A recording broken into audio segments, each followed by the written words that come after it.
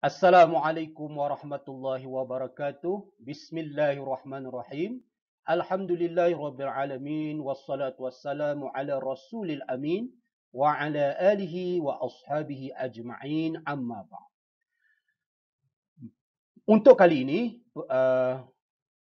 tajuknya ialah ajalul maqtul. Ajal yang dibunuh. Al-maqtul adalah isim maf'ul daripada qatala, yang dibunuh dipanggil maqtul. Sama ada yang dibunuh itu manusia ataupun makhluk-makhluk yang lain.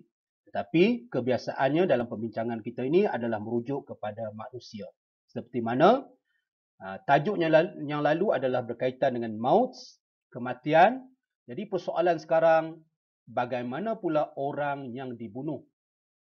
Apakah ajalnya telah sampai ataupun ajalnya terputus ataupun bagaimana? Dalam perkongsian kali ini, ada beberapa persoalan yang dijawab melalui perkongsian ini, iaitu yang pertama, apakah hukum beriman dengan ajal ataupun tempoh kematian. Kemudian, apakah bentuk-bentuk kematian? Seterusnya, pendapat ulama berkaitan dengan ajal orang yang dibunuh. Kemudian kita juga akan mengetahui apakah wujud pencanggahan ataupun tidak di antara ayat Al-Quran yang mengatakan bahawa ajal tidak akan berganjak dengan suatu hadis yang menceritakan tentang kelebihan memelihara silaturahim yang Allah berikan. Di antara kelebihannya, Allah mengurniakan kepadanya panjang umur. Jadi persoalan-persoalan ini akan dijawab melalui perkongsian kali ini, insya-Allah. Bagi memulakan tajuk ini, persoalan hukum beriman dengan ajal perlu kita ketahui. Dia merupakan isi yang pertama, iaitu apakah hukum beriman dengan ajal. Hukumnya adalah jelas, wajib. Hukumnya adalah wajib. Beriman bahawa semua binatang, jin, malaikat tidak akan mati di kalangan mereka sehinggalah sempurna ajal yang telah Allah tetapkan bagi mereka. Itu isi yang pertama. Hukum berkaitan dengan ajal. Wajib kita mengimani bahawa semua yang hidup mempunyai tempoh kehidupan mereka ataupun istilahnya ajal yang telah Allah tetapkan. Manakala isi yang kedua ialah apakah bentuk-bentuk kematian. Kematian yang pertama yang ada di sini ialah mata hatfa anfi. Ini yang pertama. Mati yang biasa. Itu nama dia hatfa anfihi. Kemudian yang kedua ialah mati ataupun mata maqtulan. Dua jenis ini adalah merupakan isi bagi bentuk kematian. Kenapa orang Arab mengatakan bahawa mati biasa itu sebagai mata hatfa anfihi? Kerana pada kebiasaan mereka dan pada tanggapan mereka, orang yang mati biasa ni rohnya akan keluar melalui hidung. Oleh sebab itu mereka menamakan mata hatfa anfihi. Yang kedua ialah mati yang disebabkan oleh pembunuhan, maqtulan, dibunuh. Mereka bertanggapan juga, orang yang mati yang dibunuh ini, rohnya keluar melalui tempat yang menyebabkan dia terbunuh. Contohnya luka, ataupun kena pancung ke, maka terkeluar daripada leher rohnya. Itu keyakinan pada kebiasaan orang Arab. Iaitu ada dua bentuk, hatfa anfihi ataupun maqtulan. Seterusnya tajuk al-maqtul wa bayanu khilafi fi ajalihi. Iaitu yang merupakan isi yang ketiga, yang dibunuh ataupun orang yang dibunuh dan penjelasan berkaitan perbezaan pendapat ataupun pandangan mengenai ajal orang yang dibunuh tadi. Apakah memang betul ajalnya waktu dibunuh tu ataupun bagaimana? Jadi ada dua pendapat ulama atau dua pendapat ataupun pandangan daripada mazhab yang berbeza. Yang pertama, ahli sunnah yang berpendapat bahawa manusia ni hanyalah satu ajal saja. Tak kiralah manusia tu dibunuh ke ataupun mati dalam bentuk kematian biasa. Maka itulah ajalnya. Apabila dia mati saja, itulah ajal bagi orang tersebut, yang mana ajal tersebut tidak akan terkemudian ataupun mendahului daripada ajal yang telah Allah tetapkan. Itu pegangan ahli sunnah wal jamaah. Manakala mazhab Mu'tazilah pula, terdapat dalam mazhab ini tiga pandangan. Yang pertama, lil Ka'bi. Yang kedua, bagi majoriti ulama ataupun jumhur Mu'tazilah, ulama Mu'tazilah. Dan yang ketiga adalah pegangan Abi Huzail Al-Allaf. Jadi kita lihat ketiga-tiga pandangan tersebut. Yang pertama, yang dipegang oleh Al-Ka'bi, mereka berpendapat bahawa membunuh adalah perbuatan pembunuh. Manakala kematian pula adalah perbuatan Allah ataupun ketetapan yang Allah tetapkan. Daripada pandangan ini, maka beliau berpendapat bahawa orang yang dibunuh sebenarnya tidaklah mati pada ajal yang Allah tetapkan. Dia mati disebabkan pembunuhan tersebut. Nanti kita akan lihat apakah hujah mereka. Ya. Manakala pandangan kedua pula, ini yang dipegang oleh kebanyakan Mu'tazilah ataupun majoriti Mu'tazilah. Yang mengatakan bahawa orang yang dibunuh mempunyai satu ajal juga, iaitu ajal kematian. Maksudnya, jumhur Mu'tazilah mengatakan bahawa orang yang dibunuh tadi, itulah waktu kematiannya itulah merupakan ajal kematiannya. Tidak ada perbezaan. Cuma mereka berpendapat bahawa orang yang dibunuh tadi sebenarnya sekiranya tidak berlaku pembunuhan, dia akan hidup ke satu ajal yang lain yang telah Allah tetapkan. Seolah-olah orang yang qatil, orang yang membunuh, telah memutuskan ajal orang yang dibunuh tadi. Asalnya ajalnya panjang, bila dibunuh, seolah-olah ajalnya tersekat atau terputus. Tetapi mereka tetap mengatakan bahawa ketika dia dibunuh itulah ajal orang yang dibunuh tersebut. Cuma mereka ada huraian lagi, sekiranya tidak berlaku pembunuhan, nescaya ajalnya lebih panjang. Berbeza dengan pegangan ahli sunnah yang mengatakan sama ada orang itu dibunuh ataupun tidak, apabila matinya sahaja itulah ajal dia. Cuma bentuk dia sahaja yang berbeza, dibunuh ataupun kematian biasa. Jadi itu perbezaan dia. Manakala pendapat yang ketiga, iaitu yang dipegang oleh Abi Huzail, pendapat ini sama seperti mana yang menjadi pegangan ahli sunnah. Iaitu orang yang dibunuh hanya satu ajal saja, iaitu ajal ketika dibunuh tersebut. Sekiranya tidak berlaku pembunuhan, tetap juga dia akan mati pada waktu yang telah ditetapkan itu dengan cara yang lain. Itu pegangan ini adalah sama dengan pegangan ahli sunnah yang mengatakan bahawa ajal hanyalah satu. Tak ada andaian akan kalau tak dibunuh akan panjang ke ataupun tidak. Dia kata memang ajalnya itulah. Tidak akan ada selepas itu lagi. Jadi itulah tiga pendapat Mu'tazilah. Dua yang berbeza dengan ahli sunnah, manakala satu pendapat iaitu yang dipegang oleh Abi Huzail adalah sama dengan pegangan ahli sunnah wal jamaah. Okey, sebagai gambaran pada pandangan dan juga pendapat yang lepas, kita tengok rajah ini. Kita tengok ahli sunnah satu saja. Straight. Ajal, bila sampai saja tempoh ataupun ajal itu, itulah ajal kematian dan itulah ajal yang dibunuh.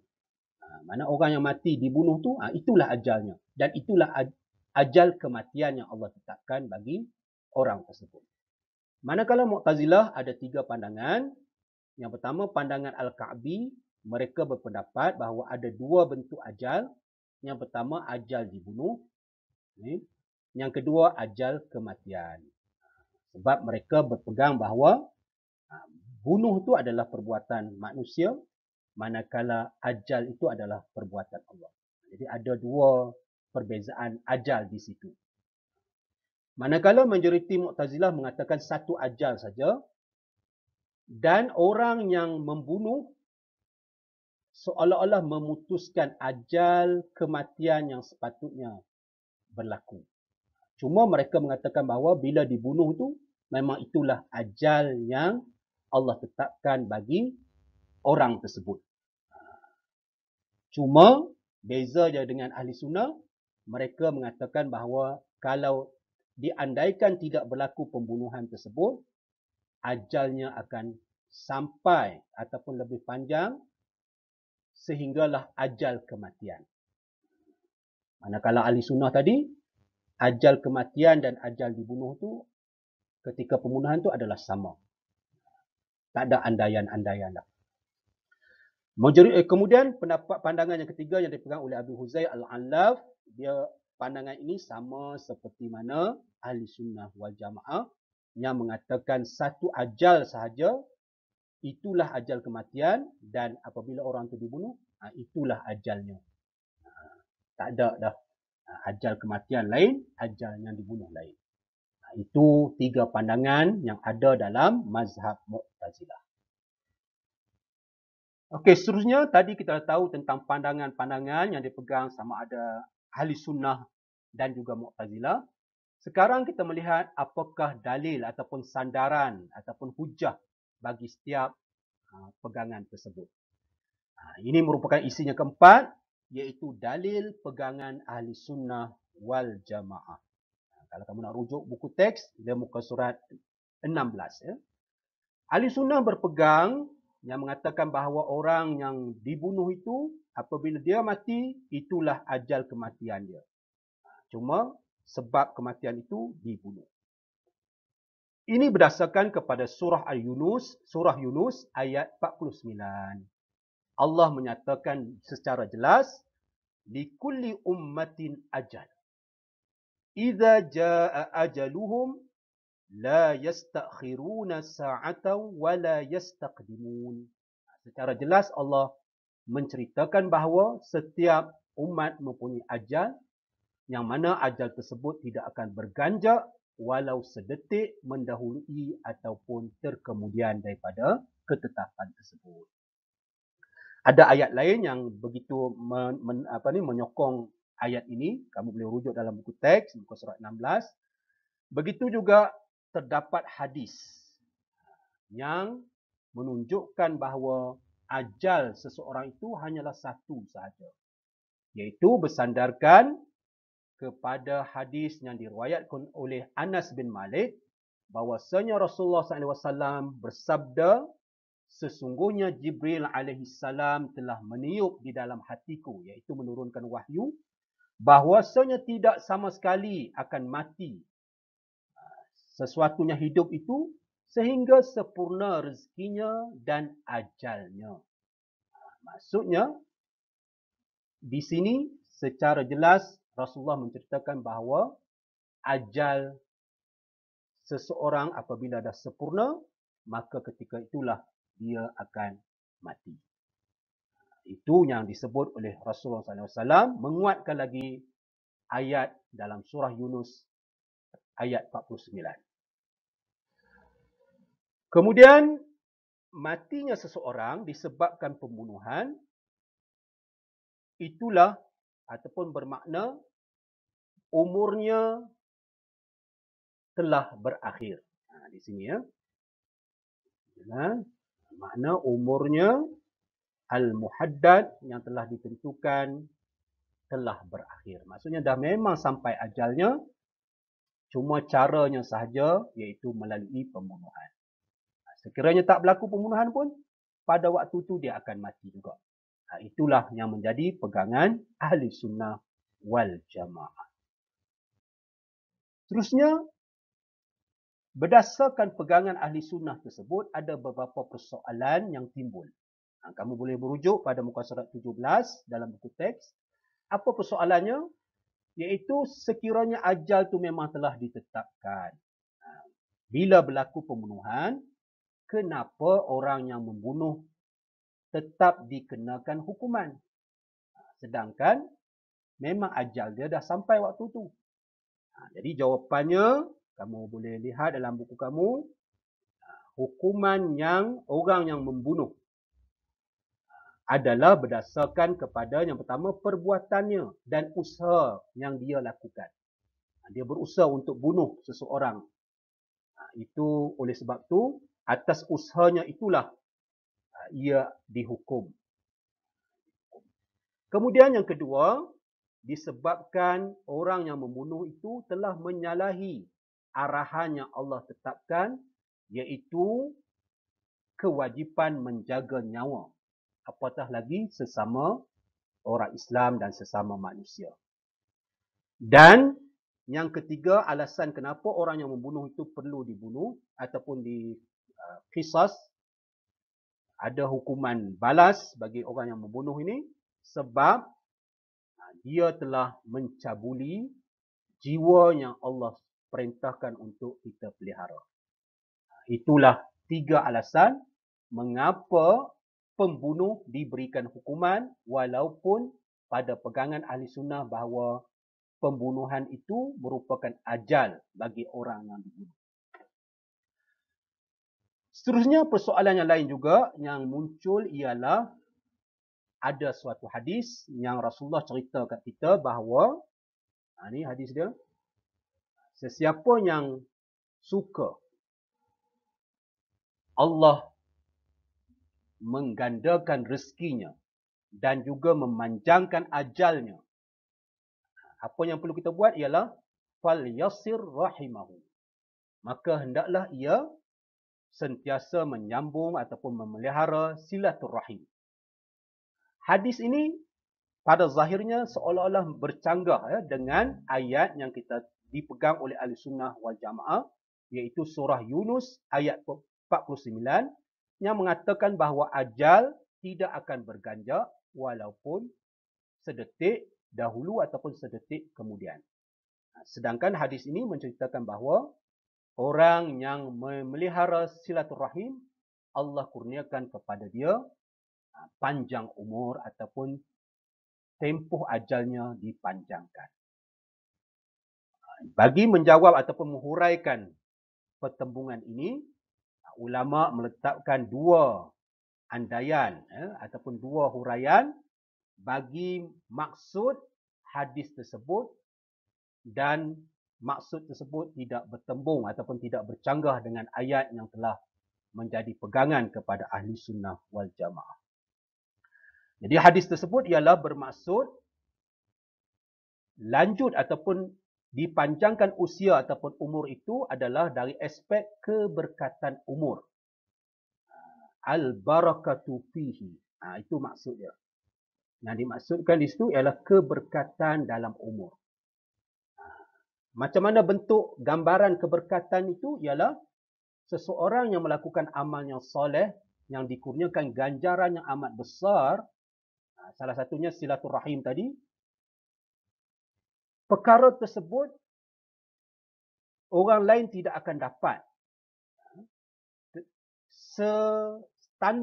setanding dengan ganjaran tersebut, walaupun dengan waktu yang lama ataupun waktu yang panjang. Tidak akan dapat dipenuhi, melainkan dengan cara yang disebutkan oleh Rasulullah, di antaranya memelihara ataupun menyambung silaturahim. Orang yang memelihara silaturahim walaupun umurnya pendek, tetapi keberkatan umur tersebut sentiasa berlangsung. Ganjarannya amat besar. Ataupun dari sudut sebutan namanya pun sentiasa bermain di kalangan bibir-bibir manusia seolah-olah dia sentiasa hidup. Itu huraian yang pertama yang menceritakan bahawa maksud hadis tersebut, panjang ajal itu maksudnya keberkatan dalam umur. Huraian yang kedua yang boleh kita pegang juga berdasarkan hadis tersebut ialah yang dimaksudkan dengan penambahan usia ataupun umur adalah merujuk kepada usia ataupun umur dalam catatan malaikat. Catatan malaikat itu Allah telah kaitkan sekiranya si fulan bin si fulan menyambung silaturahim maka umurnya akan jadi 80. Asalnya 60. Tapi ada Allah kaitkan dalam catatan para malaikat bahawa sekiranya dia menyambung silaturahim maka umurnya akan dipanjangkan menjadi 80 contohnya. Tapi pada ilmu Allah memang 80 itulah yang menjadi ajalnya.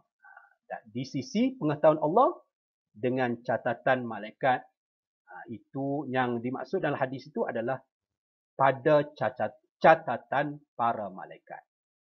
Iaitu umur orang yang memelihara silaturahim akan jadi panjang.